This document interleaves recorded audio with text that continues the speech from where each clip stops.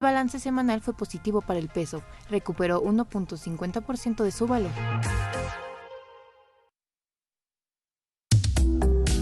Grupo Financiero Monex, agilidad para los negocios, en Imagen Empresarial.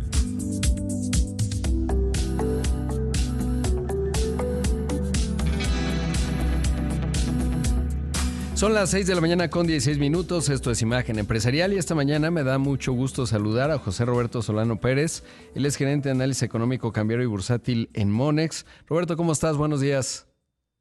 ¿Qué tal, Rodrigo? Muy buenos días. Un saludo cordial a ti y a todo tu auditorio. Qué gusto saludarte. Pues, ¿cómo arrancan los mercados? Comencemos por Estados Unidos, que es tan dinámico, sobre todo pues porque siempre hay muchísimos temas en la agenda, pero ya con los aranceles entrando, etcétera. ¿Cómo lo ves? ¿Esto va a impactar y cuáles son los factores que van a mover la aguja en esta semana?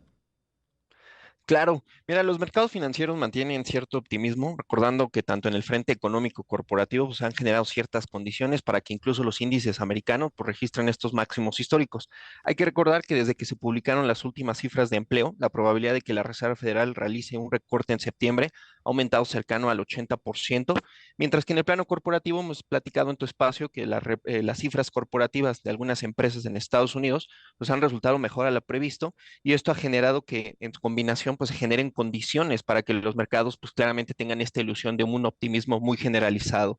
Pero esta semana los inversionistas pues deberán evaluar noticias tanto en el frente comercial, económico, corporativo. En el plano comercial sabemos todos que la atención estará centrada por un lado en los aranceles sectoriales y por el otro lado pues también en este plazo límite del martes para extender, es decir, mañana, la pausa arancelaria con China.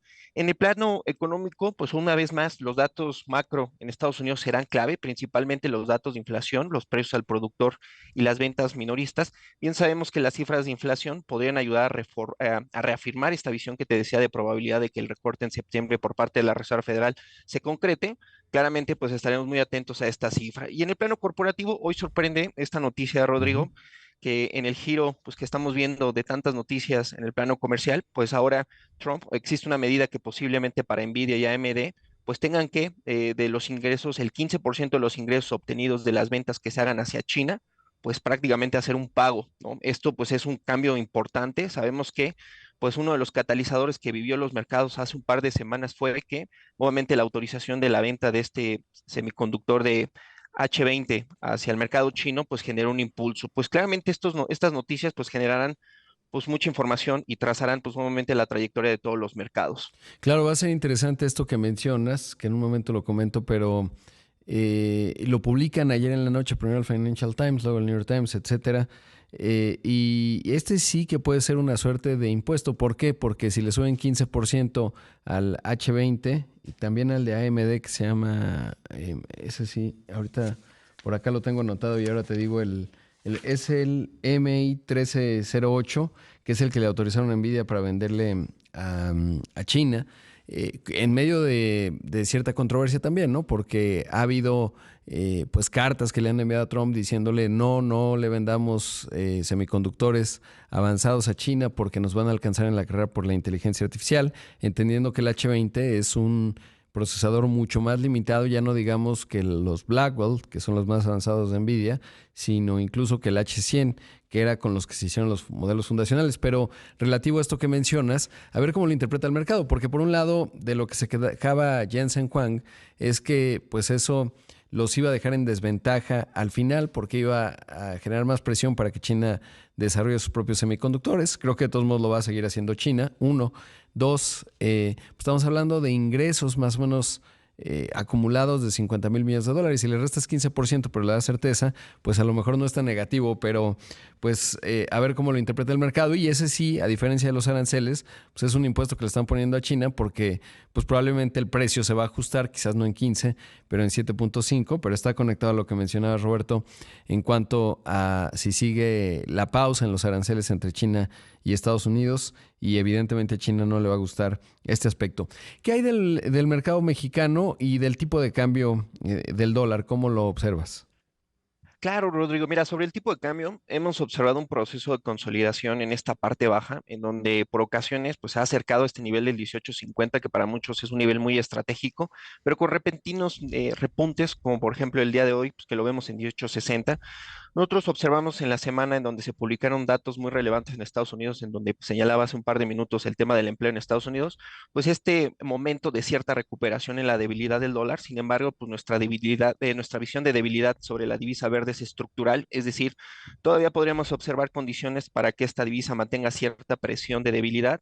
Y esto, pues claramente lo que podría ayudar a trazar o a cambiar esta trayectoria podría ser el movimiento de la Reserva Federal. Hoy sí lo vemos en perspectiva, también el dólar, después de esta debilidad que hemos observado en todo el año, pues ha repuntado hace un par de días o hace un par de semanas en $100, pero claramente también hace un par de meses lo vimos en $96. Hoy lo vemos en este punto medio, claramente con esta debilidad estructural, es complejo que el dólar pues obviamente mantenga una recuperación estructural y que lo lleve a los niveles que observamos al inicio del año o incluso al cierre del 2024, pero sí creemos que puede haber condiciones para que el tipo de cambio siga operando en este rango bajo.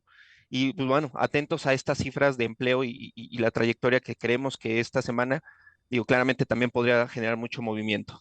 Claro.